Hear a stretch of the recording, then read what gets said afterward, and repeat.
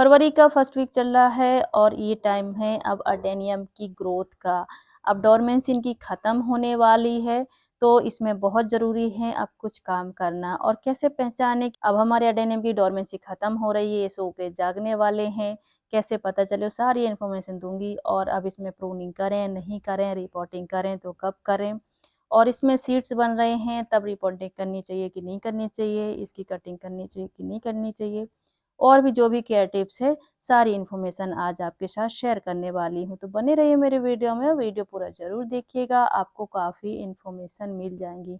इस समय सीड्स भी बन रहे हैं और रिपोर्टिंग और कटिंग का टाइम भी है, तो क्या क्या प्रिकॉशन रखना चाहिए जिससे हमारे सीड्स भी सेफ रहें और हम रिपोर्टिंग भी कर पाएँ और कटिंग भी कर पाएँ। क्योंकि अगर अभी आप काम नहीं करेंगे तो फिर देर हो जाएगी, फ्लावरिंग शुरू हो जाएगी, तो फिर आप काम नहीं कर पाएंगे इसमें। तो ये बेस्ट टाइम है अपने अडेनियम को फिर से ठीक से उसमें केयर करने का, जिससे कि आपके अडेनियम में पूरी साल फिर से फ्लावर्स आते रहें। तो देर ना करते वीडियो को स्टार्ट करते हैं। और वीडियो पसंद आए तो प्लीज़ वीडियो को लाइक करिएगा, शेयर करिएगा अपने फ्रेंड्स एंड फैमिली के साथ, जिससे उनको भी इन्फॉर्मेशन मिल जाए। और अगर मेरे चैनल पे आप अभी नए जुड़े हैं और चैनल अभी तक सब्सक्राइब नहीं किया है तो प्लीज़ चैनल को सब्सक्राइब करें और बेल आइकन को क्लिक करें, जिससे कि मैं और वीडियो डालूँ तो आपको नोटिफिकेशन मिलता रहे और मेरा वीडियो आप सबसे पहले देख पाएँ। तो देखिए ये मेरे अडेनियम हैं और काफ़ी सारे हैं मेरे पास तो। और इस समय आपके अडेनियम भी ऐसे ही हो रहे होंगे, अगर आपके पास हैं तो लीफ कम हो रही हैं, लीफ झड़ रही हैं इस समय, जो पुरानी लीफ हैं येलो हो रही हैं, सूख रही हैं, जिससे क्योंकि अब इनमें नई ग्रोथ आएगी तो जो पुरानी लीफ होती है वो झड़ जाती है। मेरे काफ़ी पुराने पुराने अडेनियम हैं और काफ़ी सारे हैं। तो सबसे पहले तो अगर आपने धूप में नहीं रखे हैं अडेनियम तो धूप में रखिए, फुल दिन की धूप में रखिए। मेरे अडेनियम हमेशा धूप में रहते हैं, इस वॉल पर रहते हैं, चाहे वो सर्दी हो, चाहे गर्मी हो, चाहे बरसात हो। हर सीज़न में मेरे हमेशा यहीं पर रहते हैं, मैं कभी इनको इधर-उधर नहीं करती हूँ, शेड एरिया में नहीं करती हूँ। और बहुत अच्छी फ्लावरिंग होती रहती है। देखिए बहुत सारे हैं, किधर रखो नहीं रख सकते हैं, तो मैं हमेशा यहीं रखती हूँ। मैंने देखा बहुत ज़्यादा मैं इनकी तरफ से बेफ़िक्र रहती हूँ, बहुत ज़्यादा मैं इनकी केयर भी नहीं करती हूँ, लेकिन इसमें बहुत अच्छी फ्लावरिंग होती रहती है। और ऐसे बस देख सकते हो आप, सबसे पहले आप धूप में रखना है, कम से कम आप 6-7 घंटे की धूप दीजिए अडेनियम में, जहाँ भी आपके यहाँ धूप आती है, पूरे दिन की धूप में रखिए, बहुत अच्छी बात है। तो ये देखिए रूट्स इसमें इतनी सुंदर हो रही हैं, क्योंकि जितना पुराना अडेनियम होगा उतनी ही इसकी रूट्स अच्छी होती हैं, मोटे होते हैं जो इनके कॉर्डेक्स होते हैं और अच्छे लगते हैं, इनकी खूबसूरती भी इन्हीं में होती है।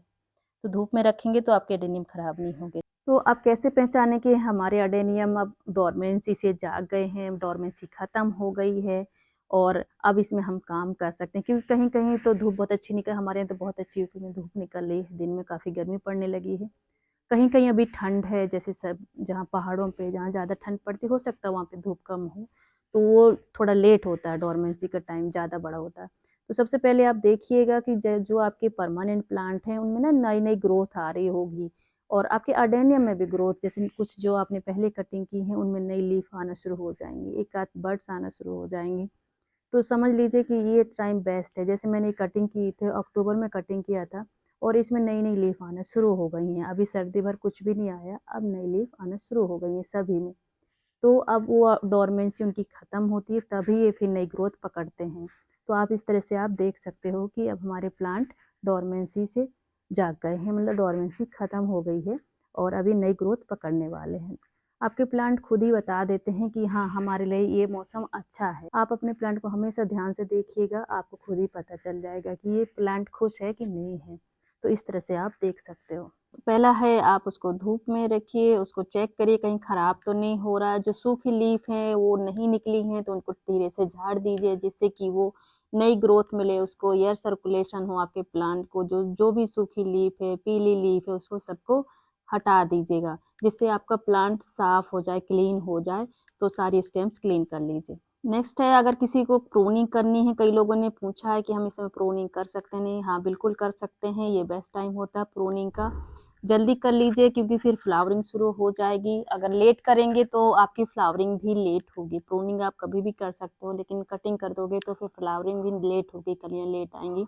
तो जैसे मैंने ये वाली अक्टूबर में नवंबर में किया था, तो अब इसमें लीफ आना शुरू हो गई हैं, अब मैं इसमें नहीं करूँगी। तो आपको किसी प्लांट में करनी है तो आप इसमें प्रूनिंग कर सकते हो, अपने अडेनियम को शेप दे सकते हो।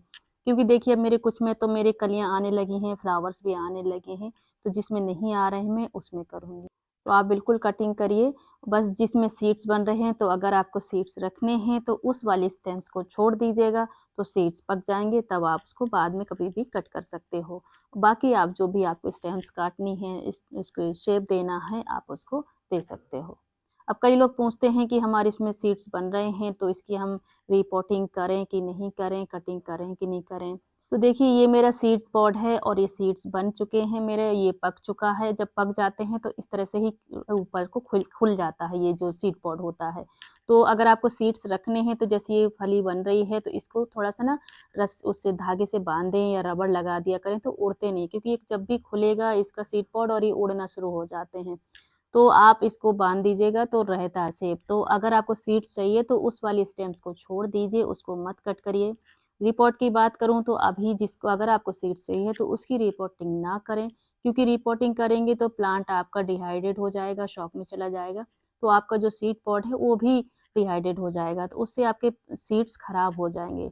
तो आपके वो सीड्स फिर बेकार हो जाएँगे। तो आप सीड पॉड आपका जब पक जाए तो उसके बाद आप उसको कभी भी रिपोर्ट कर सकते हो। तो उस स्टेम को छोड़ दीजिए जिसमें सीड्स हैं, और बाकी स्टेम्स आप कट कर सकते हैं और रिपोर्टिंग आप बाद में कर दीजिएगा। जब उसका सीड पक जाए और आप तोड़ लें तब आप उसकी रिपोर्टिंग कर सकते हो। तो देखिए मेरे तो बहुत सारे सीड्स होते रहते हैं, मैं ग्रो नहीं करती क्योंकि इतने सारे प्लांट हो गए हैं, जगह ही नहीं रखने की। अब पॉइंट आता है, कई लोग कहते हैं क्या हर साल रिपोर्टिंग ज़रूरी है? तो हर साल ज़रूरी नहीं है, लेकिन देखिए हमारे जो ये होता है ना, ये रूट्स होती हैं इसकी जो अडेनियम की होती हैं, और कॉर्डेक्स होता है उसके रूट्स के ऊपर होता है। तो रिपोर्ट करने से क्या होता है ना, जब हम रिपोर्ट करते हैं तो थोड़ा-सा प्लांट को ना ऊपर उठा के लगाते हैं। तो जो रूट्स निकलती हैं फिर वो मोटी होती रहती हैं और उसकी खूबसूरती बढ़ाती हैं। तो रिपोर्टिंग अगर पॉट आपका ठीक है चल रहा है, अगर नहीं करनी तो ज़रूरी नहीं होती है, लेकिन अगर आपका पॉट भर गया है और आपको लगता है कि उसको थोड़ा-सा ऊपर उठा के लगाने की ज़रूरत है, आपको कॉर्डेक्स मोटा चाहिए तो फिर आप वो रिपोर्ट कर सकते हैं। मेरा ये मैं हर साल नहीं करती हूँ, जब लगता है कि मुझे करना है, तो जब भी आप रिपोर्ट करते हैं तो हल्का-सा ऊपर से उठा के लगाएँगे तो ये थोड़ा मोटा, ये कोडेक्स होता है, नीचे की सारी रूट्स होती हैं जो इधर-उधर मुड़ी होती हैं, वो जो खूबसूरत दिखती हैं रूट्स होती हैं, और धीरे-धीरे जो ओपन होती हैं ना फिर वो मोटी होना शुरू हो जाती हैं। तो इसीलिए हम हर साल रिपोर्ट करते हैं, वैसे ज़रूरत नहीं है रिपोर्ट करने की। तो अगर आप करना चाहते हैं तो करिए। और आपका अगर पॉट छोटा हो रहा है तो भी आप कर सकते हो, आपका प्लांट खराब हो रहा है तो भी आप रिपोर्ट कर सकते हो, बिल्कुल कर सकते हो। बेस्ट टाइम है रिपोर्टिंग का। इस समय आप रिपोर्टिंग कर देंगे तो पूरी साल फिर आप फ्री हो जाएंगे और बहुत अच्छी फ्लावरिंग करता रहेगा। अगला पॉइंट है, क्योंकि अभी ये डोरमेंसी में थे हमारे प्लांट, तो अभी बिल्कुल ही कुछ काम नहीं कर रहे थे वो।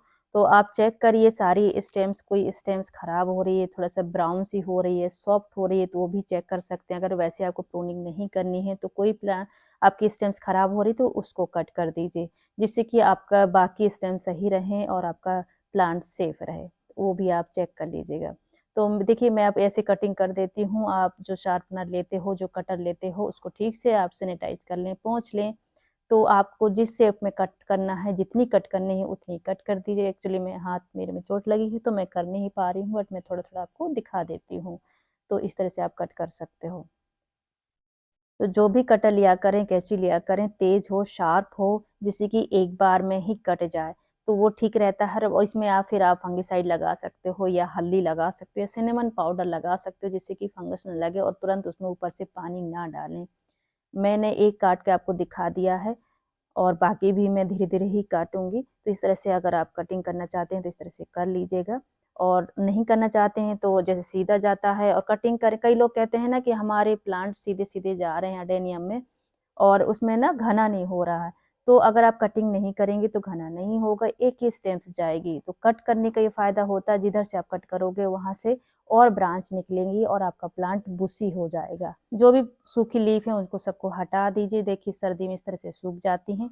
लीफ हटाएँगे तो आपको स्टेम भी दिखेगी कि हेल्दी है कि नहीं है। तो अगर हेल्दी है और नहीं कट करने तो कोई बात नहीं है, और लगता है कोई ख़राब हो रही है, गल रही, तो उसको काट दीजिए वहाँ से। जो लीफ आपके गमलों में गिर गई है, आपकी मिट्टी में गिर गई है, उसको हटा दें, जिससे कि वो धूप लगे आपके जो सॉइल मीडिया है और आपके प्लांट में धूप लगे। अदरवाइज़ मिट्टी में अगर लीफ पड़ी रहेगी तो फिर धूप नहीं लगती। इसलिए मिट्टी में जो भी लीफ गिरती हैं उनको भी हटा दिया करें। तो इस तरह से देखिए चेक कर लिया करें, हमेशा चेक किया करें अपने अडेनियम की स्टेम्स को, कॉर्डेक्स को, कि कहीं से गल तो नहीं रहा है, कहीं से सिकुड़ तो नहीं रहा है। अगर जैसे होता है ना, हम टच करते हैं तो चीज़ों को वो छूने से ना पता चलता है, वैसे अडेनियम कई बार पता नहीं चलता कि सॉफ्ट है कि नहीं है। कई लोगों का इस समय हो सकता है सर्दी में खराब हो जाते हैं, बहुत सारे लोगों के अडेनियम खराब हो जाते हैं, गलना शुरू हो जाते हैं। तो अपने अडेनियम को ना चेक करिए कि सिकुड़ रहा है, सॉफ्ट हो रहा है, ऐसे टच करने से पता चलता है।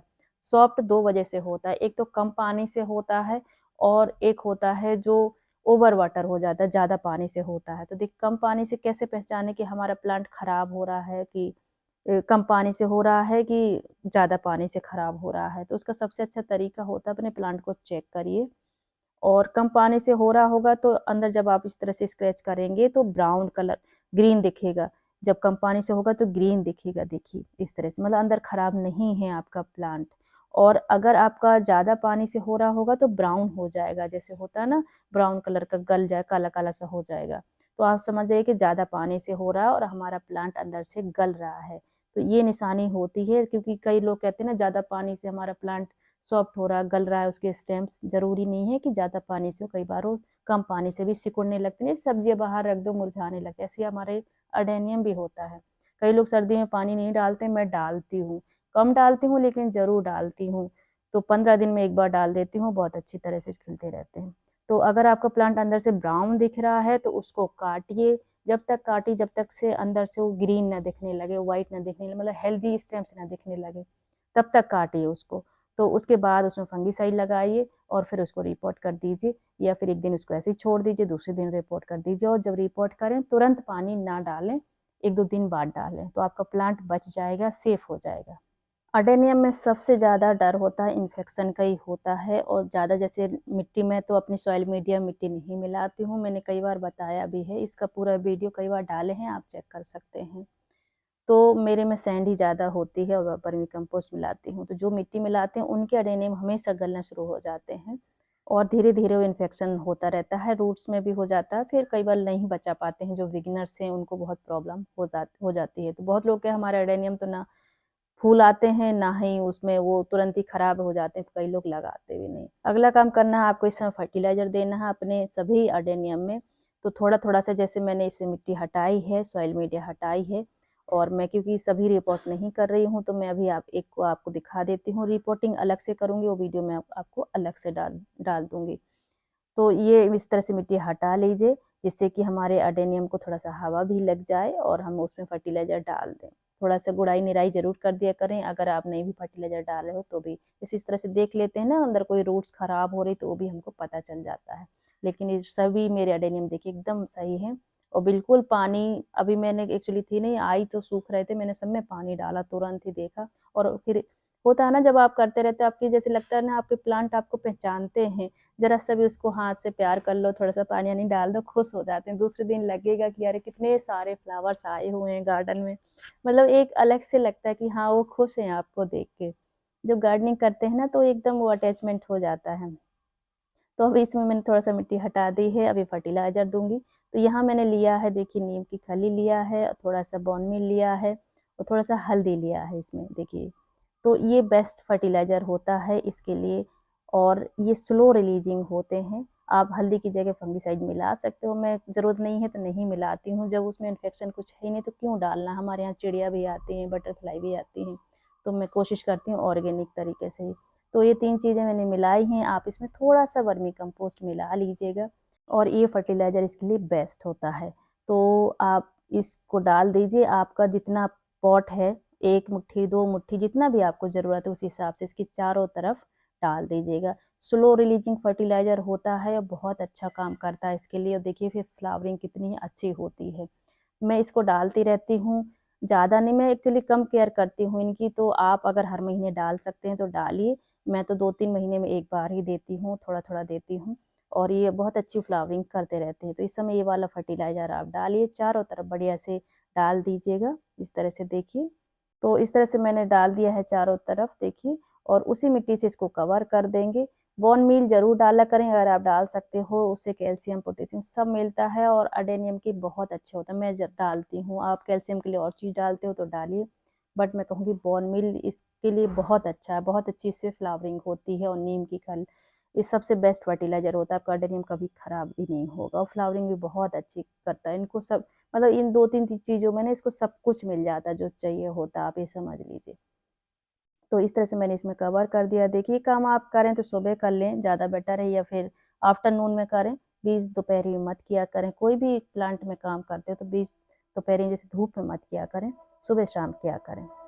और फर्टिलाइज़र डालने के बाद पानी ज़रूर डालें, क्योंकि हमने अभी फर्टिलाइज़र दिया है। और ज़्यादा पानी ना डालें, इतना डालें कि बस उसी में एब्ज़ॉर्ब हो जाए, बाहर ना निकले। बाहर निकल के हमारा फर्टिलाइज़र भी निकल जाता है, तो उतना डालें कि बस उसी में एब्ज़ॉर्ब हो जाए। तो देख के रुक रुक के डालें पानी, तो पानी दे दें जिसमें ज़रूरत है और अपने प्लांट को सेव करें। और देखिएगा अभी जैसे अभी आप केयर कर लेंगे तो बस तुरंत ही इसमें शूट्स आएंगे और फ्लावरिंग टाइम से शुरू हो जाएगी, आपकी बहुत अच्छी फ्लावरिंग होती रहेगी। 2-3 महीने में आप एक बार भी फर्टिलाइज़र इसमें दे देते हो तो ये बहुत अच्छी फ्लावरिंग करता रहता है। बहुत कम केयर वाला मैं कहूँगी प्लांट होता है। मैं इसकी तरफ से बिल्कुल बेफ़िक्र रहती हूँ। मेरे पास तो बहुत सारे हैं, अब मैं धीरे-धीरे सब में काम शुरू कर दिया। इसमें गार्डनिंग में बहुत काम है, तो आप भी कर लीजिए, कहीं देर ना हो जाए।